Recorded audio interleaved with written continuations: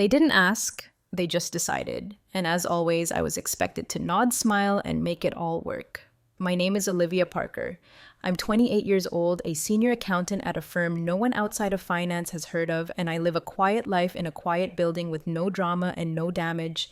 I've built everything I have from the ground up: my degree, my job, my credit score, even my kitchen table. No handouts, no shortcuts. But if you ask my family, they'd probably say I'm the cold one. Not because I've ever yelled or walked out or done anything cruel, but because I stopped cleaning up their messes. You see, I have an older sister, Mia, 2 years ahead of me, but somehow always 5 steps behind. Mia has a way of making failure look like tragedy and making everyone else responsible for it. Lost another job, the boss was toxic. Kicked out of another apartment, roommates were jealous, another missed bill. She's trying her best. My parents, Jennifer and Michael, never question it. They just pivot, rearrange, and if they can't fix it directly, they turn to me. You're stable, Olivia. You're lucky. You can help. That was the phrase that followed me for years: help with the car payment, help with rent, help with bail. Always help. And when I said no, the rare times I pushed back, they'd act like I was the one burning bridges. I learned early on, my value wasn't in being loved, it was in being useful. But usefulness has limits, and they were about to find mine. Sunday dinner had a rhythm in our house: same casserole, same table, same undercurrent of pressure disguised as politeness. That evening, something felt rehearsed. Mom greeted me at the door with a smile too wide to be sincere. "You look so thin, sweetheart. Are you eating enough?" Dad didn't say much, just a nod and a distracted, "Hey, kiddo." Mia was already at the table, scrolling her phone, avoiding my eyes like a teenager called into the principal's office. I knew the signs. When my mother acted sweet and my father went silent, it meant they were about to tell me something they knew I wouldn't like. We made it through the salad. Mom complimented the weather like it was an achievement. Dad kept refilling his glass, and Mia kept picking at her food like it might bite back. Then Mom set down her fork, folded her hands on the table, and gave me that practiced smile she saved for requests wrapped in guilt. "Olivia," she began too softly. "We've been talking. Mia's had a rough time lately, and well, she's going to be moving in with you for a little while." Just like that. No question, no discussion. She said it like she was offering me cookies, like of course I'd say yes. I felt the room pause, like they were waiting for me to resist, waiting for the pushback they could call selfish. I looked at Mia. She glanced up quickly, then away. My dad cleared his throat, already bracing for the argument. Instead, I smiled. "Of course," I said lightly. "If it helps Mia get back on her feet, I don't see why not."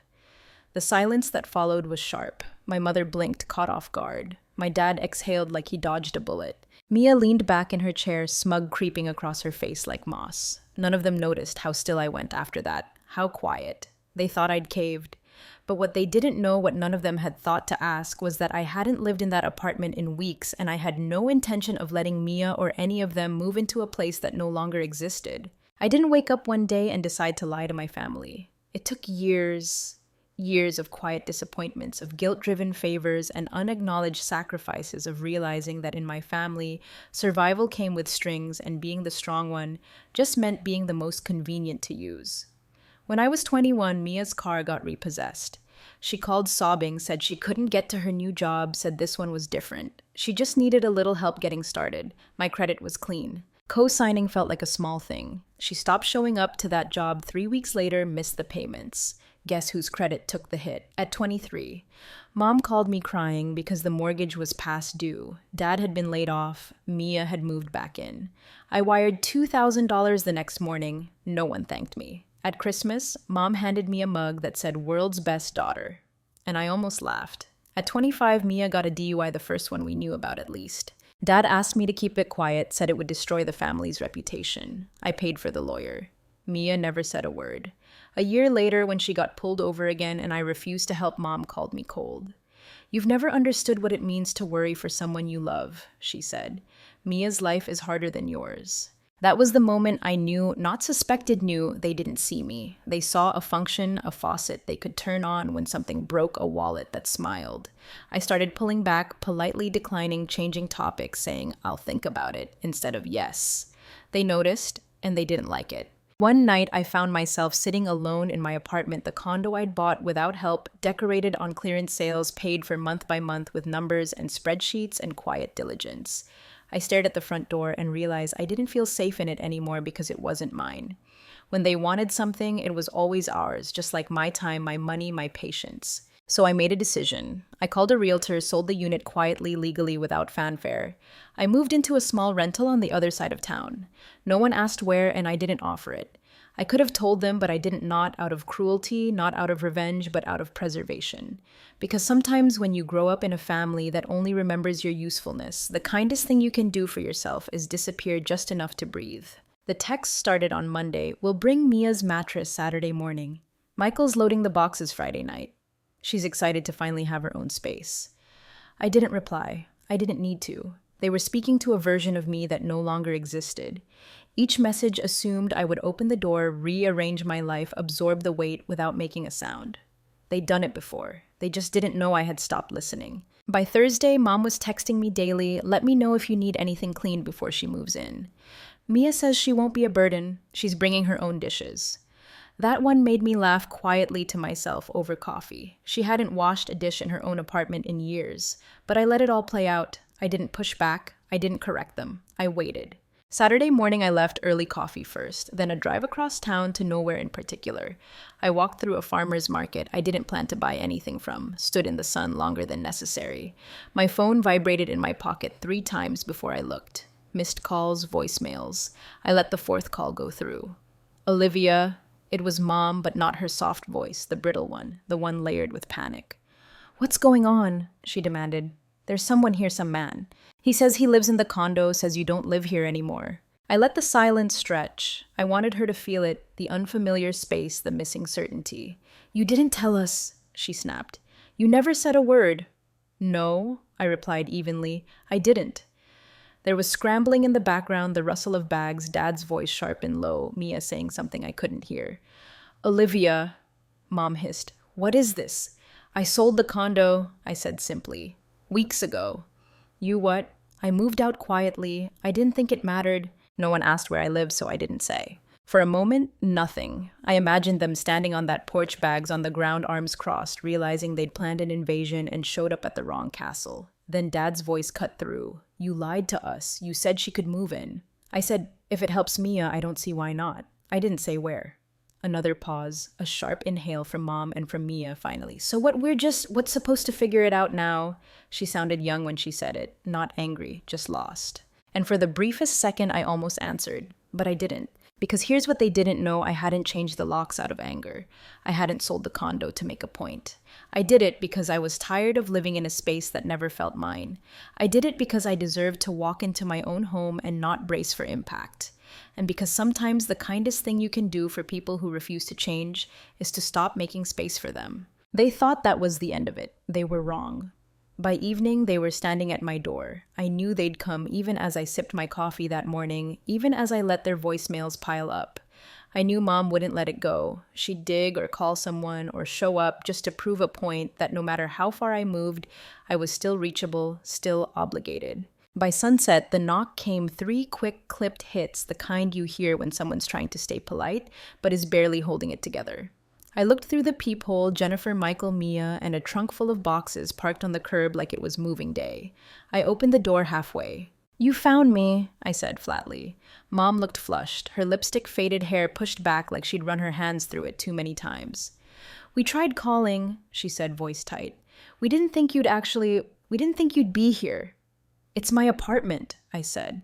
"But you said," Dad's voice was rising now, "you said she could move in. Now we're standing here with all her things and you're acting like we're strangers." I didn't move. I didn't raise my voice. "I never said she could move in here. I said, if it helps Mia, I don't see why not." That was at the old place, which, if you recall, I don't live in anymore. Mia stepped forward, then her arms crossed, her cheeks red, but not from embarrassment, from fury. "This is petty, Olivia. You always act like you're so above everyone, but this is just cruel." I tilted my head. "You packed up your life and drove across the city to move into someone's apartment that you didn't even confirm still existed. That's not cruelty. That's entitlement." Mia's voice cracked. "You're my sister." "Yes," I said coolly, "and you've spent years confusing that with free housing." Dad stepped between us, his voice edged with warning. "Enough, Olivia. We're not leaving. We've put up with a lot from you. You owe this to your sister." There it was, the word that always hung unspoken, oh. As if every dollar I'd paid, every hour I'd worked, every sleepless night spent solving problems I didn't cause, had been written down somewhere part of a silent contract I never signed. I stepped back, picked up my phone. "What are you doing?" Mom asked, eyes narrowing. I didn't answer. I dialed. 3 rings, then 911, what's your emergency? My voice stayed calm. Yes, I have family members outside my apartment who are refusing to leave. They're not on the lease. They weren't invited. I'd like to report trespassing. Mia's mouth fell open. Michael swore under his breath. Mom looked like I'd slapped her. "Olivia," she whispered, almost pleading, "you're calling the police on your own family. I asked you to leave," I said. "You didn't." The dispatcher asked for my address. I gave it. Mia's voice shook with rage. "This is going to ruin everything. Do you know what people will think of you? Do you know what they'll say?" "Yes," I said. "They'll say I finally stopped opening my door." Mom blinked. Her voice dropped to something smaller. "You used to be kind." I didn't flinch. "You used to notice when I was hurting." The silence that followed wasn't empty. It was heavy packed with every ignored boundary, every swallowed word, every moment I'd said yes when I wanted to scream no. A patrol car pulled up 10 minutes later. The officer stepped out tall and calm, her hand near her belt but relaxed. "Evening," she said. "We received a call about trespassing." I nodded. "That's me." She looked at my parents, at Mia, at the car with bags still in the trunk. "Ma'am, sir, I'm going to have to ask you to leave the premises." "This is our daughter," Michael said. "This is a family matter." "And this is her residence," the officer replied, "which you're not allowed to occupy without permission." Mia looked like she might cry or throw something or both. "You're going to regret this, Olivia." "No," I said. "I've regretted almost everything up until this point. This is the first thing I'm sure of." The next day, I woke up to 12 missed calls, 5 from Mom, 2 from Dad, the rest from numbers I didn't recognize. Cousins, probably, or family friends I hadn't spoken to since graduation. Then came the texts, "Why would you do this to your own sister? Your mom is devastated." "Mia's sleeping in her car. Is that what you wanted?" I didn't reply. I just scrolled. Eventually, I found a Facebook post from my mother public, 3 paragraphs punctuated by heartbreak emojis and a photo of Mia as a toddler. "We raised both our daughters to care for each other, but one of them has forgotten what that means. We're heartbroken that Olivia, so successful, so fortunate, would turn her back in our time of need. Mia didn't deserve this. None of us did." Hundreds of likes, dozens of comments from people I hadn't seen since I was 12, calling me selfish, cold, entitled. It wasn't new, just louder. I stared at the screen for a long time. Then for the first time in my life, I posted back a thread simple, no flair, no hashtags. I included a screenshot of the $2,000 transfer I made to cover the mortgage, a screenshot of my name on Mia's car loan, followed by the collections notice, a photo of the lawyer invoice from her DUI case, a timeline of every one-time favor I'd agreed to since I was 21, the receipt showing the sale of the condo, and finally a message I'd saved. One Mia had sent me 2 years ago, calling me a boring robot because I wouldn't let her crash for a month. I ended with one line, "I didn't abandon my family. I just stopped volunteering for emotional debt." I turned off my phone after that, not because I was afraid, but because I didn't need applause. I just needed quiet, and for once, I had it. That night, the apartment was still no noise from the hallway, no buzzing phone, just the quiet hum of the fridge and the occasional creak of old pipes shifting in the walls.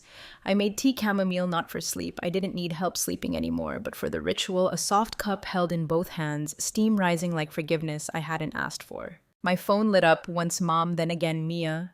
I didn't open the messages. I didn't have to. I knew the rhythm by now. Shock, anger, guilt, pleading, always in that order. I blocked both numbers, not out of cruelty, not out of pride, but because not every door deserves to be knocked on forever. I walked out onto the balcony. It was cold, but not sharp, the kind of cold that reminded you you're alive. Below the city hummed along people moving headlights, glowing someone walking a dog in a puffy coat too big for spring.